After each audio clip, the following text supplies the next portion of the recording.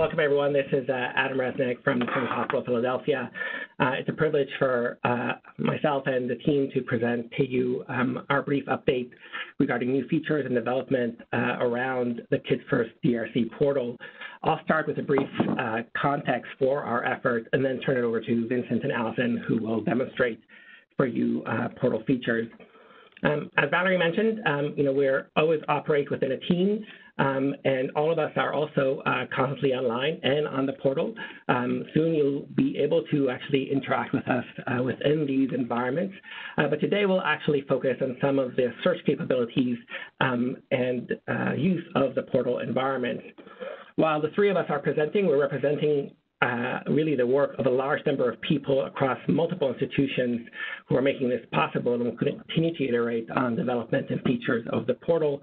We all work across three different highly focused cores that really have diverse roles, but integrate to hopefully provide an environment and a platform that can really drive new discoveries on behalf of children. It's always good to start with our mission, which we constantly check against our activities, and our goal is really to support the alleviation of suffering through collaborative research and data sharing, building a platform that continuously iterates around connectivity and queryability and research between the pediatric cancer and development arenas for pediatrics. Much of our efforts focus around really key elements that together comprise much of our core functionalities. This includes a large-scale data that is being generated by Exo-1 investigators like Wendy, from whom you'll hear, the portal environment, which you get to see today, back-end resources that provide the appropriate access and security, the workspaces that Allison will demonstrate for doing actual research, all sitting in a cloud-based environment that promotes and supports non-local use and sharing of data. As context, I just wanted to provide how we think about building the portal, because we're still in the early stages of our activities. The portal launched just this past September, but really we have tried to align our activities and resources directly to the scientific method of supporting the observations, hypothesis, experimentation, analysis, and ultimate conclusions with impact that investigators have to harness in the age of big data and large-scale genomics across large number of diseases. Now, these activities can be very challenging, and really we're driven by the unmet need that was really defined for our community and the Kids First program by Gabriella Miller herself. Gabriella, as a child suffering from diffuse intrinsic pontine gliomas, really promoted the acceleration of these processes through new technologies. And her frustration really was born out of a shared frustration amongst many investigators that are dedicating their lives towards meeting the amelioration of disease for these children. Gabriella was suffering from DIPG, a disease for which we yet have a cure, and was anxious to try and promote accelerated process. But she and many of us recognize that it's very challenging for individual investigators working in their own individual diseases to make the kind of progress in the absence of additional resources and platforms that can really harness data to its fullest extent. DIPG ends up actually being a great model for this, and Gabriella actually foresaw things that I think as a 10-year-old many of us are still learning about. For example, within DIPG, much research has defined new signaling mechanisms that involve genes like ACVR1. But at the same time that those researchers were focusing on diffuse intrinsic pontine gliomas, another rare disease community focusing on a completely different disease called fibrodysplasia ossificans progressiva, were also making discoveries on the exact same gene in children that did not suffer from cancer, but suffered from rare bone deformities and bone deposition.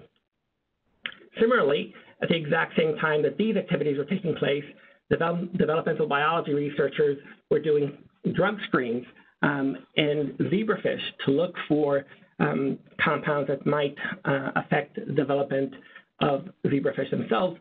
And unbeknownst to them, we're defining the first compounds that ultimately could be used to treat both FOP and DIPG patients. However, this entire journey took more than 15 years to complete, in ways that I think most of us hope we can change the course of looking forward on behalf of pediatric cancer patients and their community of partnered patients in the structural birth defect community. And so putting these together, our hope is that the platforms that we build and continue to iterate on develop a new model where together researchers across very different domains of research with varied expertise across different data modalities and research interests can come together on behalf of really driving an accelerated process of transforming data into structured information that can be queried, into knowledge that has meaning and purpose, and can be translated into clinical impact. And I think you'll see that, what Wendy will present after our demo really is a great demonstration of these early efforts on behalf of our community. We've done a lot over the last basically 6 months from Kids First launch to now, the cohort builder, as well as you saw, some of this initial piloting of understanding how we can index and find pediatric data that's in different resources and provide a clear-cut way for both those different data sets to be properly governed while being able, as a researcher, to really scientifically be able to integrate them and analyze them together. So we're really looking for a lot of feedback around that, and we're also trying to prioritize what some of our next steps might be around that. As you saw, Vincent showed some of the power of being able to search and find this in a space that's really geared towards pediatrics. So once you're on the Cavatica side, so Cavatica has been a good partnership with Seven Bridges and their platform, where we're also doing similar things. I'm not going to go through the full thing, but on Cavatica, you also do a similar login to Kids First Data Access, as well as the NCI Cancer Data Research Commons, specifically GDC data. And then once you do that, you land in a project like this. So we had set it up before. Me and Vincent are both in here. And you can really think of this as your local workspace in the cloud. So you really have control and governance over this project here. So you can invite members, remove members. You can bring your own data. You can bring your own workflows. And, this is really a collaborative workspace that you can start analyzing the actual data, not just searching, finding, and downloading it.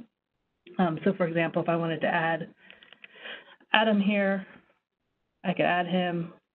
I could provide different types of permissions if I only want him to be able to read or execute. There's very fine-grained access control throughout the Cavatica and Seven Bridges platform. So I'll go and show you. So these are some of the files that Vincent was able to push over.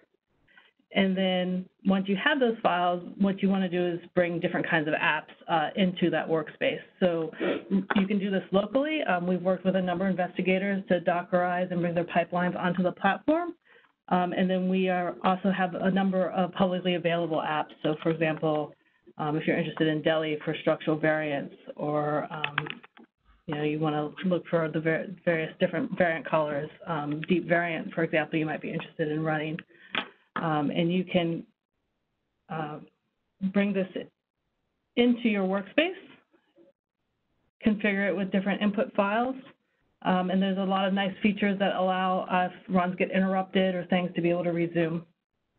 So, for example, one of the apps we've made public is the Kids First alignment workflow. So you can bring this into your own workspace, you can bring your own data, harmonize it with the Kids First data, and we've tried to make it as easy as possible so that when you first start this pipeline, we already have all the reference files loaded. You can copy that into your workflow, and really all you need to do then is select the input file and the name of your output that you would like this to be called. This one, and then from here, I can go ahead and run it. Oh, I didn't select my input. So I have to select an input,